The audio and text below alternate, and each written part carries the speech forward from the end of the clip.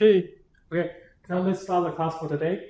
So we will continue our journey into spectroscopies. And last time we were talking about we have different regions of light, right? So long radio waves, FM and AM, microwaves, IR, visible, UV, X-ray, and gamma rays, right? And for the visible and UV, they can basically excite electrons between energy levels, right? Just like the hydrogen emission spectrum. That's why you can actually see the color of light. Right? That's in the visible region. Okay. And so here's a quick question. I don't know if we have enough time to actually let you go through this, but let's just take a quick look. Right? So what is the electron configuration for the ground state and the first exciting state, right? So it's different from what we learned before. It doesn't just ask you for the electron configuration. Usually we think about it as the ground state, but also as for the first electronic excited state of NO plus molecule. So this question has two tricky parts. One is it's asking for NO plus, and of course we know NO is the special one that we have a change in the ordering. So it's testing you on whether you can actually identify the correct ordering between the sigma 2p and pi 2p. And the second thing it's testing you on is it has a plus charge, so you actually need to remove one electron from the valence shell. And lastly, it asks you for two different configurations, electronic configuration of the ground state and the excited state. And the second question is, how does the boundary change after the electronic excitation? Actually, this is a really good question. Should I spend the time to go through this? Do you guys need attendance point? Because we don't have many people here where it's Wednesday and so early. Do you guys want to go through this? Actually you do it and then I'll ask for a volunteer, or you guys think it's okay, we just fly through this? Any opinion? 我用中文讲没有？就是你们想要做这道题吗？然后当然我等一下也会，你们做了我会问一个 volunteer， 那当然这是赚 attendance point 的好方法。那还是说你们觉得 yes OK 好？那其他同学有人很不想做吗？觉得我们应该老师不要浪费时间了？没有好，那我们就刚好大家，我相信很多同学等下应该 show up， 那我们就花个2到3分钟好。So let's spend 2 to 3 minutes on this question then. Okay.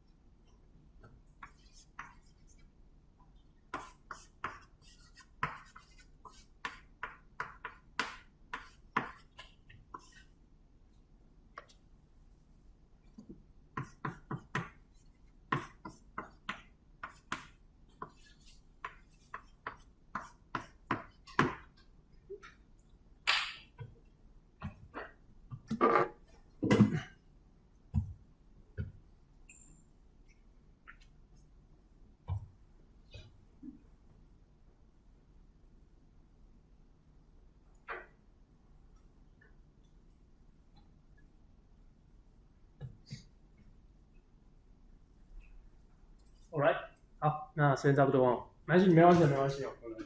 Alright, any volunteer? 就那基本上 ground state 我画完，就画 excited state， 然后给它的相对应的方向。不用，就这个写就对了。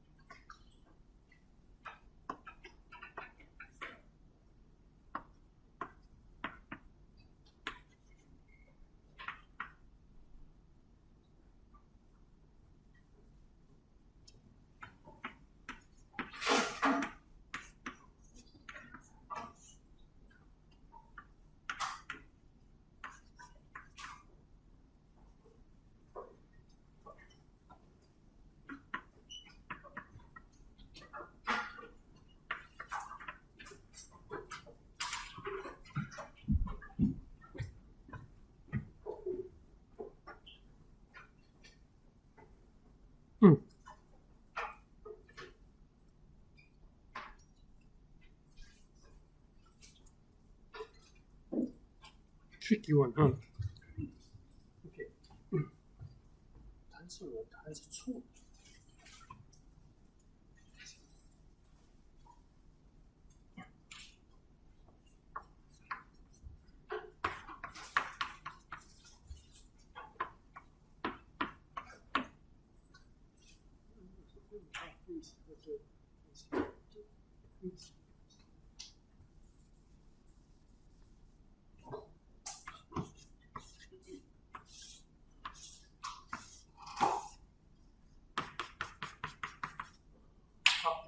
？Okay, so just quickly going through the answer. Yeah, she was right. Well, I was wrong about the MO ordering of the sigma 2p and pi 2p.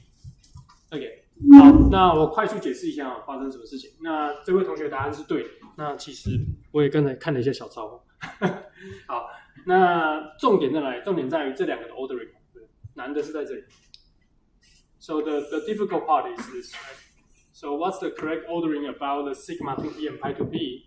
Last time we mentioned that NO has the opposite order, but apparently NO plus, I was also thinking about this, is NO plus, right now the electron, Z effective of oxygen should be higher, right? Because you remove one electron, so less shielding.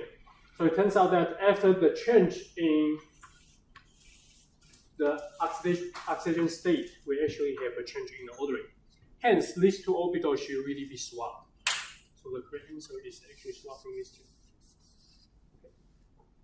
So watch out for this. This will be sigma 2p and pi 2p. Okay, so remember for N2, we have pi first, then sigma. For O2, we have the opposite. And you need to memorize this.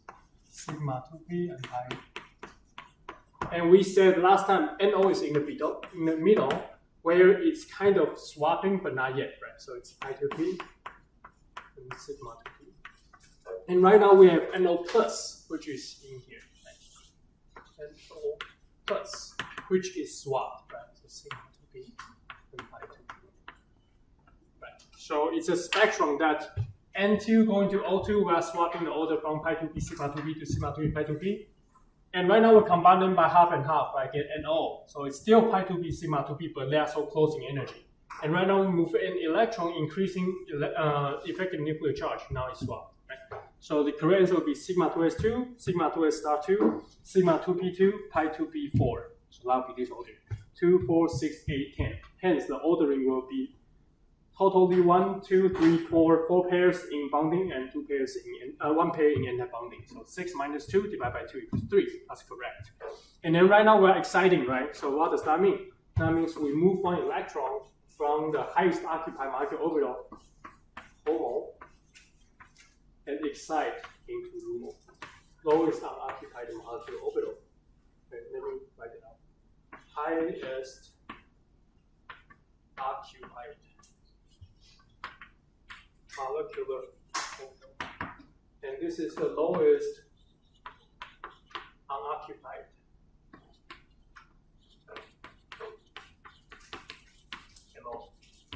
Okay, so we're moving from here to here.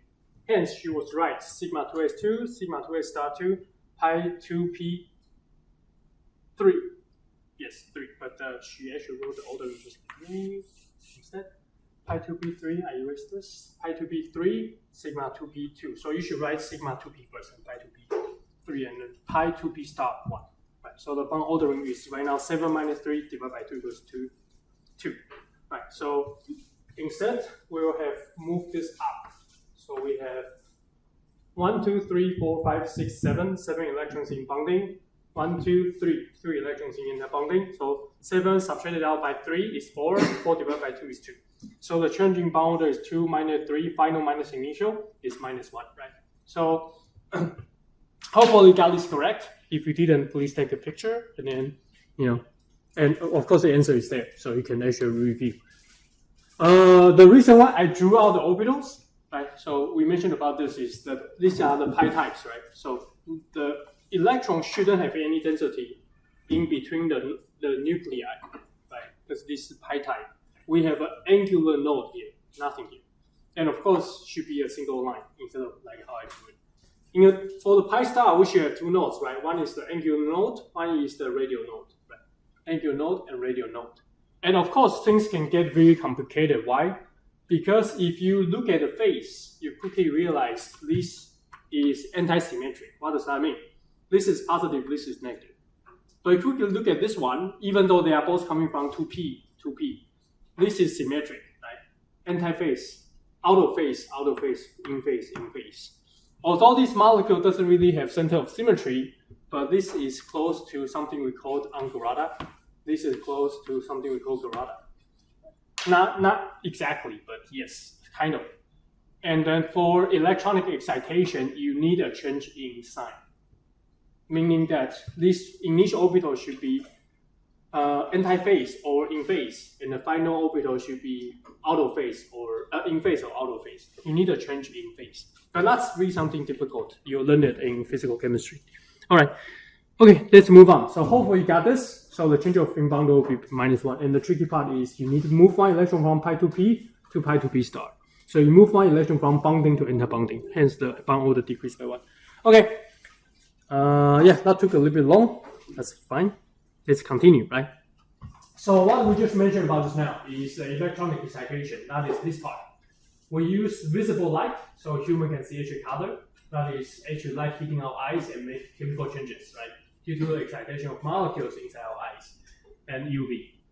And then if we move to longer wavelengths or smaller frequency, we get into IR. And what really IR does is instead of changing your electronic level, changing how your electron move, you actually change how your nuclei, right? So this is which energy is minimum is called the bond length, right? So this is the minimum distance between hydrogen and hydrogen. That is 74 picometer or 0.74 angstrom. So it's really short. But you know that molecules, the two nuclei are allowed to be closer or farther apart, right? That will increase in the energy. And of course, at a non-zero degree Kelvin temperature, we always have some energy such as the nuclei are moving. But in addition, we can supply IR radiation, infrared radiation, which will resonate with the vibrational mode of molecules. So in this case, you can see that you can imagine these two atoms are basically attached through a string, and they are vibrating. Right? This is what you learned in high school physics or even middle school physics. This is the harmonic oscillator. 这就是简谐运动嘛，对不对 ？Simple harmonic oscillators. So you can imagine that one of the nuclei is repelling the other one of the nuclei is repelling the other nucleus. And then the electron in between are kind of the string of the string here, the spring here. That is attracting back the nucleus while the nucleus is repelled by the other nucleus again. And you are doing this vibrational movement. And just like I mentioned, for vibrational modes, you actually have many different energy levels. And to actually solve for this, we can definitely use Schrödinger's equation, which we are not going to learn in this class because this is too difficult. But after you solve the Schrödinger's equation, using the boundary condition that this is a simple harmonic motion, right? This is what you learn, right? in high school physics. That is, the energy of vibration is nothing more than 1/2 kx minus x naught squared. And do I have vibrational Schrödinger's equation? Yes. Yeah, I will show that. Okay. And you can solve for this, right? So this is our potential. Schrödinger's equation H equals to T plus V, kinetic energy plus potential energy. And we know for potential energy of a simple harmonic motion, the energy has this functional form. And then we can actually solve for this. But of course, that's an approximation. Why? Because we know, even though we like to approximate this as a simple harmonic motion, like it's just vibrating out in, as we go to longer and longer distance, we stretch it out and out and out. What will happen? Eventually, it's going to completely dissociate. It's no longer behave like they are attached to a string. And what's this? This is so-called the Morse energy curve, right? Morse potential. That is, at a really short, small energy, this is a really good simple harmonic oscillator, right? It's a 简谐运动.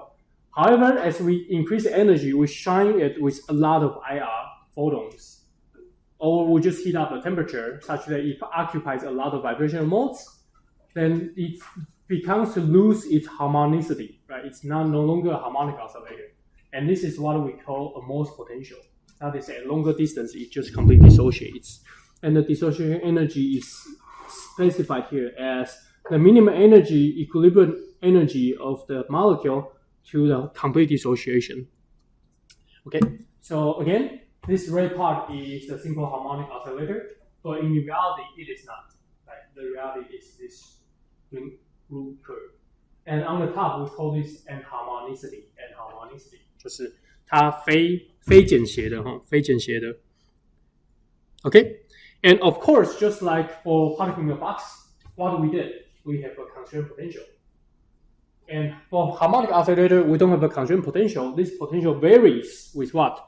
With your equilibrium distance. Right? Our potential now looks like this. Right? So you are allowed to move slightly away from what it should be, but the potential will drastically increase and confine you in this well. Right? So that's the Schrödinger equation. You don't need to know this. This is too advanced, but you kind of just get a sense of this. That's fine. Right? So the kinetic energy is still the same, minus 1/2 h bar squared divided by m, and then Laplacian. Right? And plus the second part is our simple harmonic oscillator, right? 1/2 kx 这大家应该高中物理、考过有些国中物理都学过。Then if you solve for this and get a boundary condition, you realize the corresponding eigenvalues has this form. That is the EV equals to HV naught plus times mu plus 1/2. And this is what last time I was saying, that Heisenberg's uncertainty principle actually applies such that energy and time are also uncertain. If you want to know the energy of the system precisely, you cannot know the time. If you want to know the time of the system precisely, you cannot know the energy. And one such reason is that the molecule is always vibrating. Right, so nu equals to 0, you still have 1/2 h nu naught. This is what we call the zeroth point vibrational energy. And nu naught is really just the force constant of the spring divided by the reduced mass, square root of this. Do you not need to remember this slide? No, you don't need to remember this slide. The only thing you need to know is this part, right? So that we can describe the vibration of a molecule like a simple harmonic oscillator. Using this, we can actually solve the eigenvalue, and then we can have different energy levels because we can have nu equals to 0, nu equals to 1, nu equals to 2, nu equals to 3. And how do we excite the vibration level? You need to know this. You need to use infrared light or in the infrared region. This is something you need to know. So if the question asks you which of the following region of the light can excite molecular vibration, it's going to be infrared. Right? So that would be the answer. And of course, not the majority of them. Right? Some of them might not be infrared regions. Okay? Or near IR. Right? Okay? And of course, this can be even more complicated. Right? Just like how we learned about particle in the box, we can have the corresponding energies, we can have the corresponding wave functions. We can do a sample vibrational energy levels and vibrational wave functions.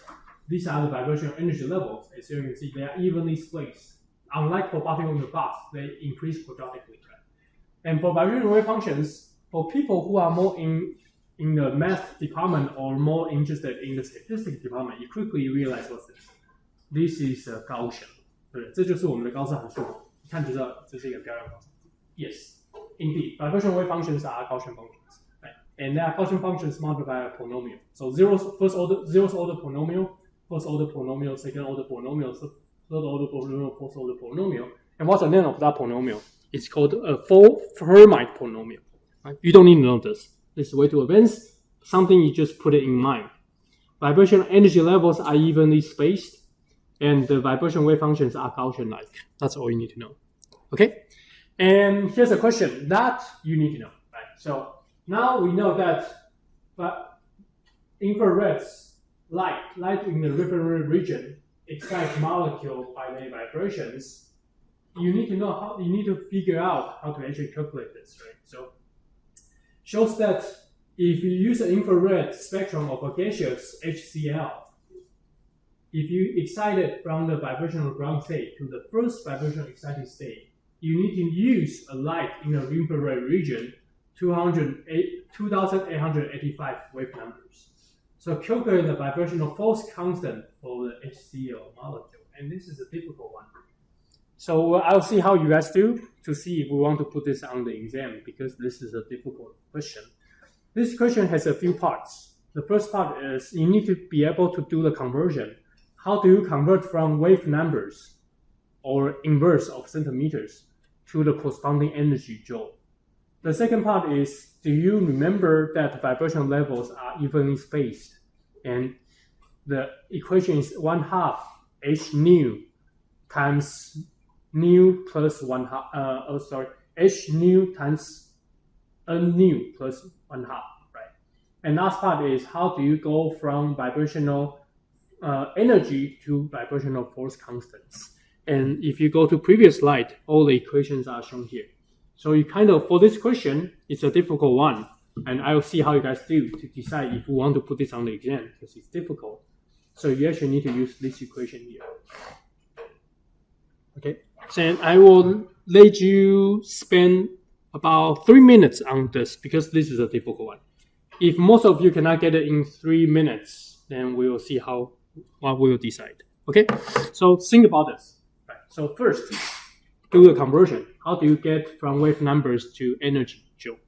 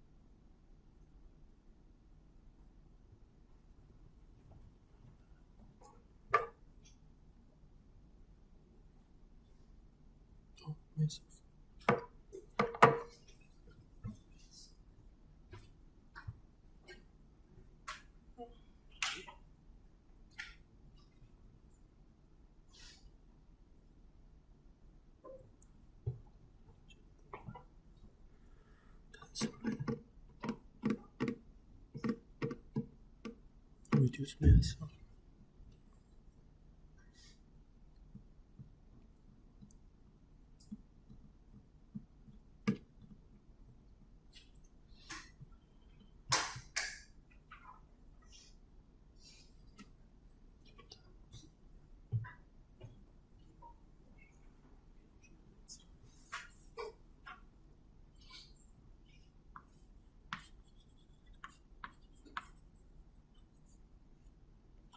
OK， everyone got it？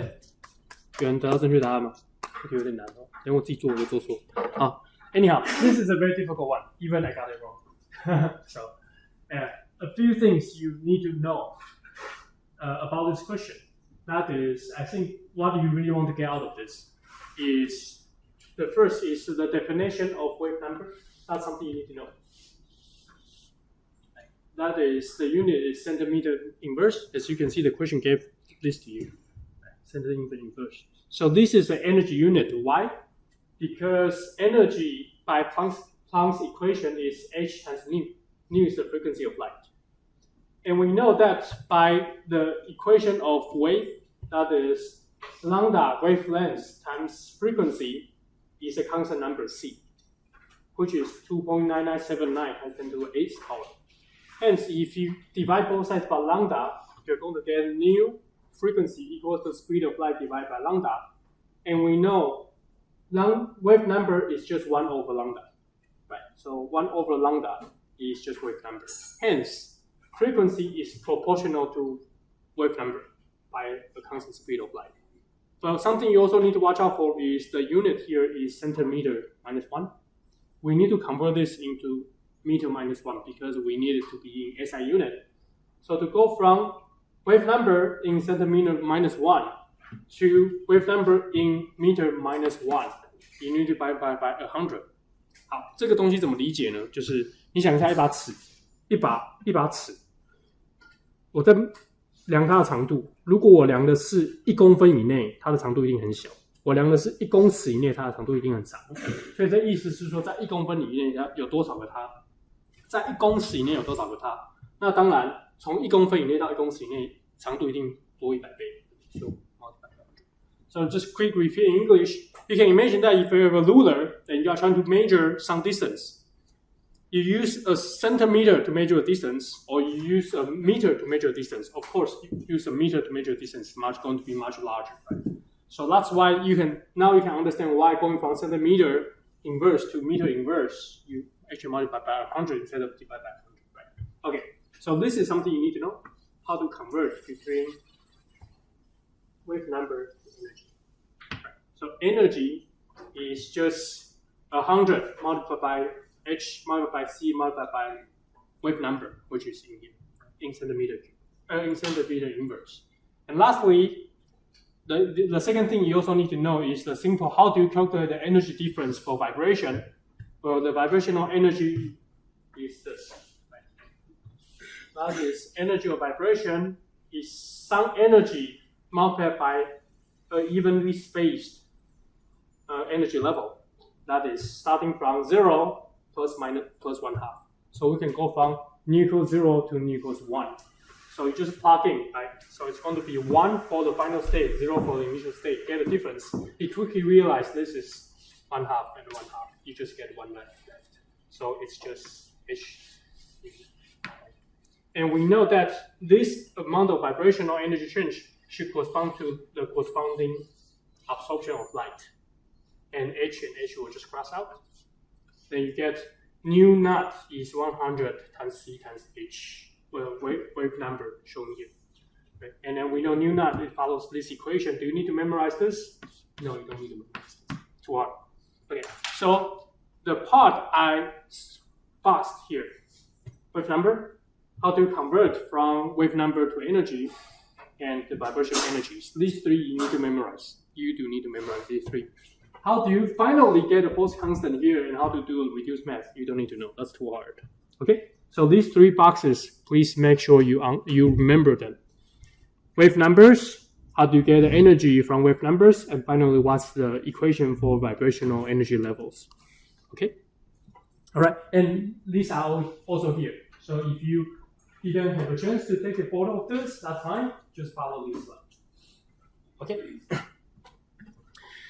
All right, and of course, things can get more complicated, right? HCl is a simple molecule that just vibrates in one direction. For a molecule of 3 atoms, you can have 3 different vibrations. The total number of vibration modes for nonlinear molecules is 3m minus 6, where n is number of atoms. So we have 3 atoms, that means we have 3n, that will be 9 degrees of freedom, and minus 6 for translation and rotation, so we have 3 degrees of freedom for vibrations. And this will be, symmetric vibrations, not symmetric vibrations, symmetric vibrations. Okay, and this is how we use the IR, right? For people in the chemistry field, or even for chemical engineering and materials, you're just going to see IR a lot because IR is really good to see different function groups, right? If you have a double bond versus single bond is stronger. Of course, the vibration is going to be stronger. For atoms with very different electron activity, you're going to have really strong difference in really strong polarity, right? So of course, structuring that bond is going to cause a huge energy penalty.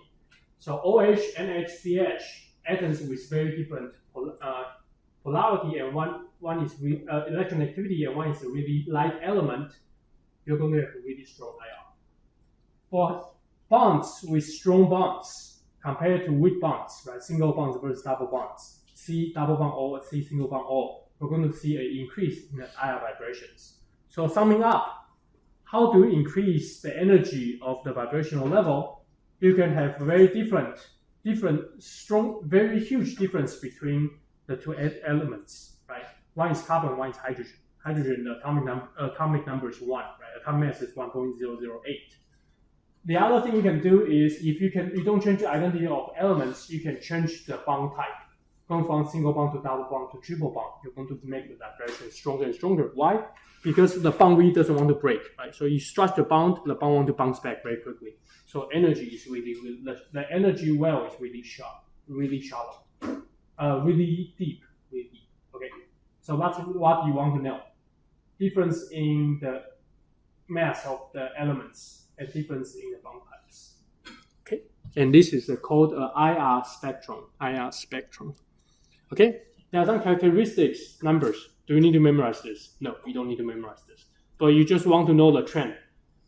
Double bond is going to be weaker than triple bonds. Single bond is going to be weaker than double bonds. Elements with really difference in the atomic mass are going to be stronger. That's all you need to know. Okay? And rotational energy levels are very close together. And as a consequence, rotational energy transition are initiated at very low energy. So we're not going to go through rotations because nowadays the energy resolution is too low and not many people use rotation spectroscopy anymore nowadays. Okay, and they are majorly concerned about at microwave frequencies. Okay, that's all you need to know.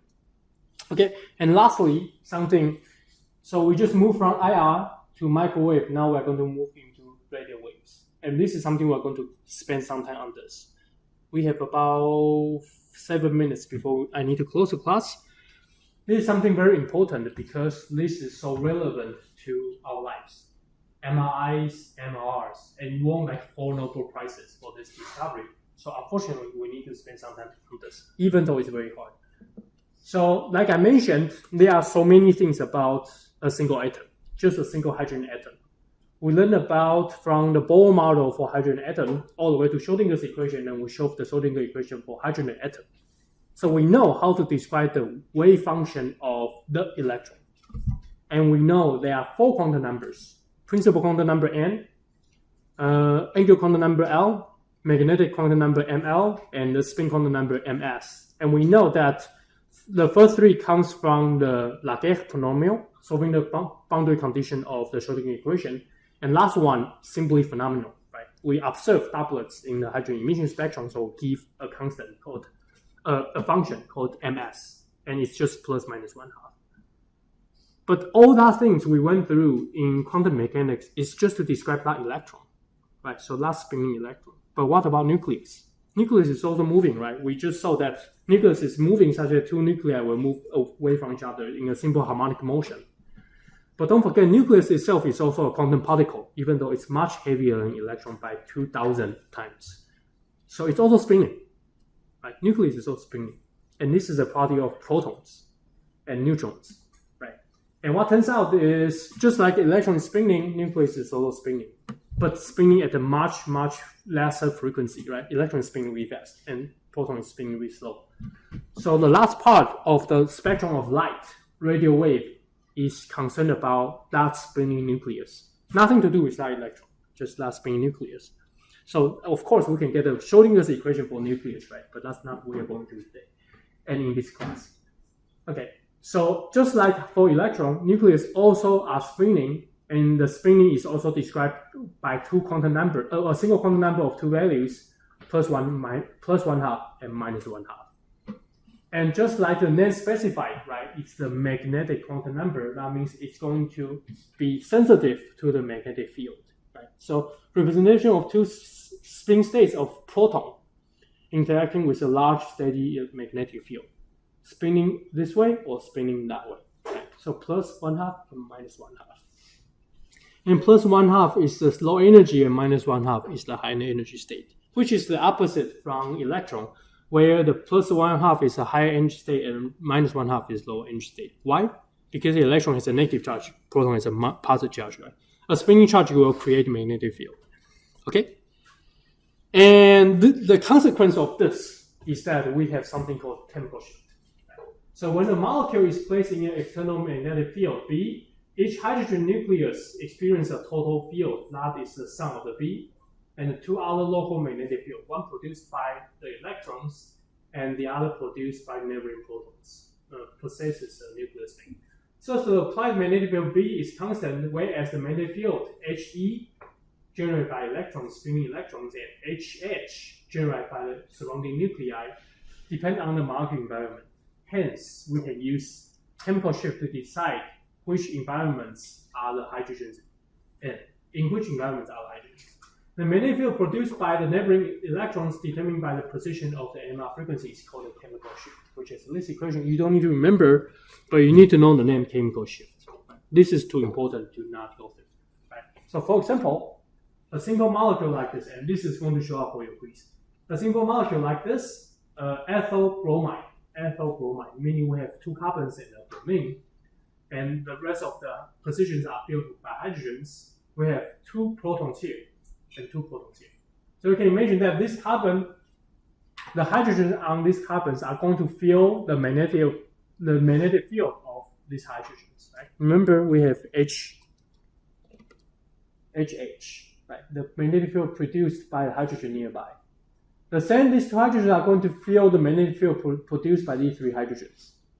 And of course, they are in different environments, right? These two hydrogens has a bromine next to it, while these two hydrogens has no bromine next to it. So they are going to have different local magnetic fields.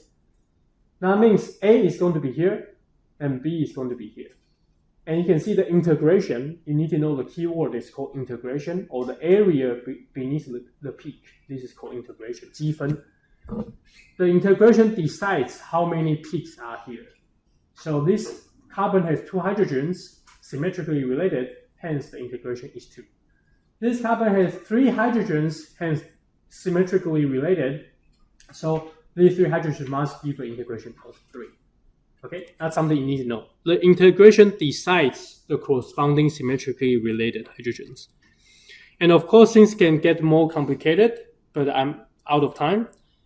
And we'll come back to this next class. I think I need to speed up, otherwise I'm kind of a little bit behind. Okay, since I'm out of time, the answer for today is spectroscopy. Right? It's different from last time. Last time is spectroscopy, and this time is spectroscopies. Okay, watch out for it. Okay. And we will spend like 5 minutes next class to finish next Monday. Let me see. Because we need to, the quiz should open today because we just finished covalence. But that means I won't be able to finish MR next class until next Monday. That means you won't be able to go through MR. Okay, let me quickly go through this so you can actually finish the quiz. Okay, that's a splitting pattern, right? So very, very quickly. So in addition to the integration, okay, everyone got the answer, right? Make sure you key in the answer spectroscopies, right? And I'm going to finish this part really quickly so you can do this for your homework. This is going to come up with on your homework. Okay. So the first thing is how many symmetrically equivalent peaks are determined by the integrations, right? So there are two hydrogens, integration of 2. There are three hydrogens, integration of 3. So integration decides how many equivalent hydrogens. That's called integration. Definitely going to show up on your quiz. Second thing is called the splitting. Now you can imagine that each of these protons can be spinning up, can be spinning down, right? Remember, the protons are also spinning. So these two energy levels are so different, so the energy difference is so small that they both exist. So you can imagine this HY can be spinning up, this HY can be spinning down. This will generate two different magnetic fields, right? So remember, one will be generate a magnetic field going this way, the other one will generate a magnetic field going this way, right? So one is up, down, one is down, up, right? So two different magnetic fields, one will be plus side, one will be minus side. So that means this will generate a plus magnetic field, this will generate a minus magnetic field. That means this HX will fill two different magnetic fields. Hence, this HX is going to be split into two because one is feeling weaker magnetic field, one is feeling plus magnetic field, one is feeling minus magnetic field. So HX will be split into two peaks. So this peak is for HX, and the splitting is because HY is spinning up or spinning down, right? So it's going to be called a doublet, And of course, we can repeat this question, this phenomenon to different number of HY, right? If you have one HY, it's just be splitting up and down. You have two HY, you can up, down, up, right? They're going to be the same, and down. So that means if you have two HY next to this HX, this HX will be split into three signals. And the intensity ratio is such that it's 1, 2, 1. Why? Because we have one combination of up, up. We can have up, down, down, up, right? So 2, and down, down, right? So if HX is neighbored by two HY, HX will be split into a triplet signal. If there's 1, it's split into a doublet. If 2, is split into triplet, right? And of course, if we have 3, it's going to be split into a quartet. So the equation is very simple: m plus 1, right? If we have one neighbor, it's going to be 1 plus 1 doublet. We have two neighbors, symmetrically related two neighbors, it's going to be 2 plus 1 triplet. 3 neighbors, 3 plus 1 quartet, right? So this HX will look like a quartet. 1, 2, 3, 1. Why? Because we can have up, down, up, down, up, right? This will be the same. Now we can have, up, down, up, down, up. So the sum will be 1 up. We can have up, down, up, down, and down, up. The sum will be -1. And finally, down, right? So up, down, up, down, and down, right? So 1, 3, 3, 1. This is called a quartet with the ratio of 1, 3, 3, 1. Quick recap so I can let you go very quickly. 1 neighbor, doublet, equal intensity 1 to 1. 2 neighbors, 1 to 1, right? It's a triplet of an intensity ratio of 1 to 1. Lastly, if it's 3 neighbors, the intensity ratio will be 1, 3, 3, 1. Okay? And lastly, you're going to be able to get that. And do you need to know these regions? I don't think so, right? The only thing you need for your homework is this. Two things. Integration decides how many protons are there, right? So A will be this one because integration is 3. B, 2, integration is 2. A will be split into a triplet. Why? Because there are 2 neighboring hydrogens, right? M plus 1. And then the intensity ratio will be 1 to 1, right? 1 and 2 and 1. On the other hand, and so that means this peak, A, is actually a triplet. On the other hand, this 2, that will be B, is split by the neighboring 3 hydrogens. So this is a quartet. 1, 3, 3, 1. Okay, that's all you need to know. And that's all for today. Right? Okay, so these 3 peaks, there are 2 parts, integration and splitting. Integration decides how many protons, and splitting decides how many neighbors interfering my protons. Okay, and that's all for today. And out of time. Okay, and this you definitely need to know this for your homework. Definitely going to show up. And homework will start today at noon.